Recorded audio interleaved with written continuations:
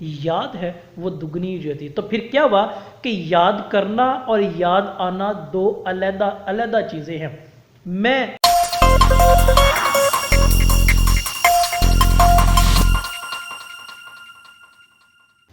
محترم طلباء طالبات، ناظرین و سامعین، امید کرتا ہوں کہ آپ سب خیریت سے ہوں گے، اور آپ کے لیے میں دعا گو کہ خدائے قدوس آپ کو آپ کی علمی سرگرمی میں ہمیشہ کامیابی و کامرانی عطا فرمائے۔ انسان کے لیے ایک خاص تحفہ خدا نے ایک یادگاری اور یاد کی صورت میں دیا ہے، جس کے ذریعے وہ اپنے ماضی اور حال کے تناظر میں اپنے مستقبل کو سنوار سکتا ہے۔ ہر ایک انسان جس دنیا کے اندر کسی نہ کسی رنگ کے اندر کوئی نہ کوئی کردار ادا کر رہا ہے، اس کا اس سے وابستہ ہونا ایک لازمی عنصر کے طور پر بھی ہے۔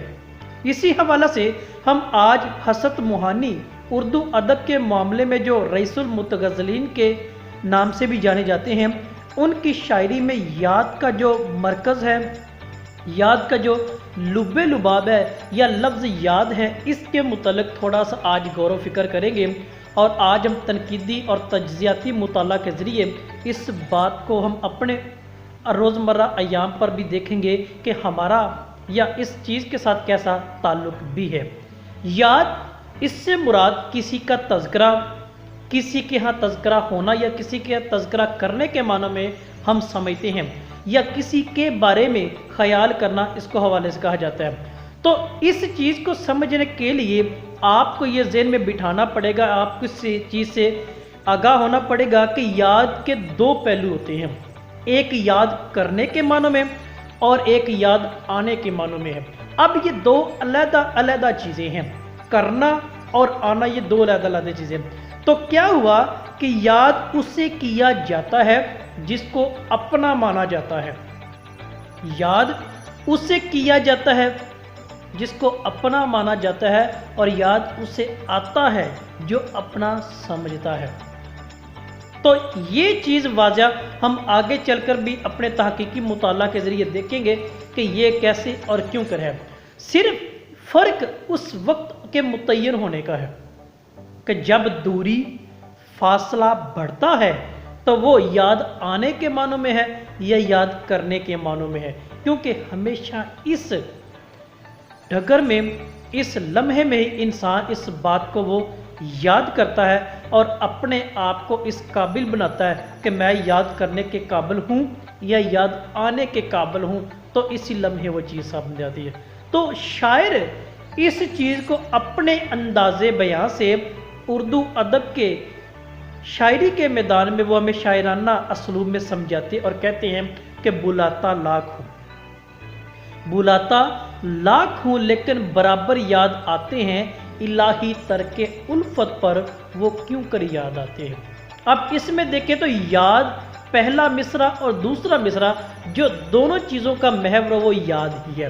تو ہم نے کیا دیکھا کہ یاد آنا اور یاد کرنا، یہ دو علیحدہ علیحدہ پہلو اس چیز پر ہے۔ اب ترک الفت جدائی، دوری اور فاصلہ بڑھنے کے معنوں میں ہے، اور یہ یاد آنے کا معاملہ ہوتا ہے۔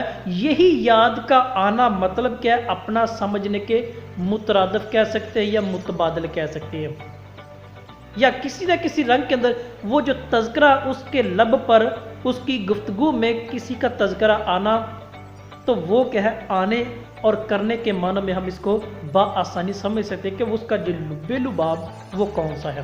پھر یہی چیز وہ کہتے ہیں کہ نہیں آتی تو یاد ان کی مہینوں تک نہیں آتی، نہیں آتی تو یاد ان کی مہینوں تک نہیں آتی، مگر جب یاد آتے ہیں تو اکثر یاد آتی ہے۔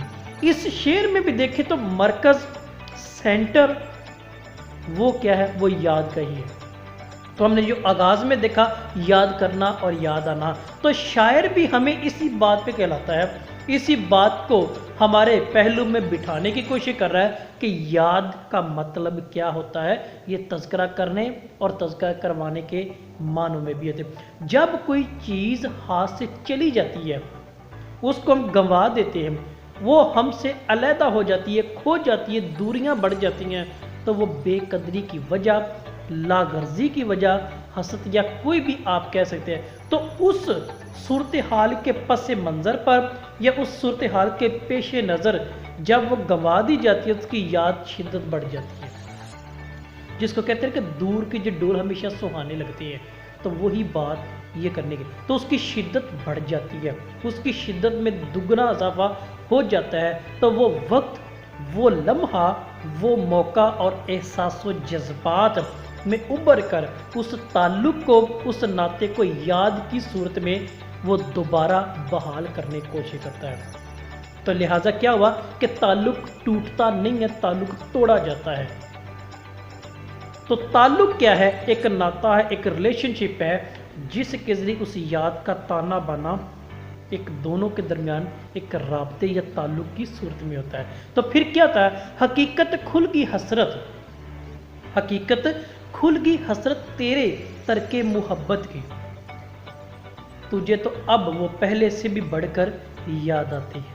اب یہی وہ چیز جو جدائی والا، دوری والا معاملہ ہے، جب انسان اپنے اس موقف سے، اس چیز سے دوری اختیار کر لیتا ہے، تو اس کی شدت، اس کی جو یاد ہے وہ دگنی ہو جاتی ہے۔ تو پھر کیا ہوا کہ یاد کرنا اور یاد آنا دو علیحدہ علیحدہ چیزیں ہیں۔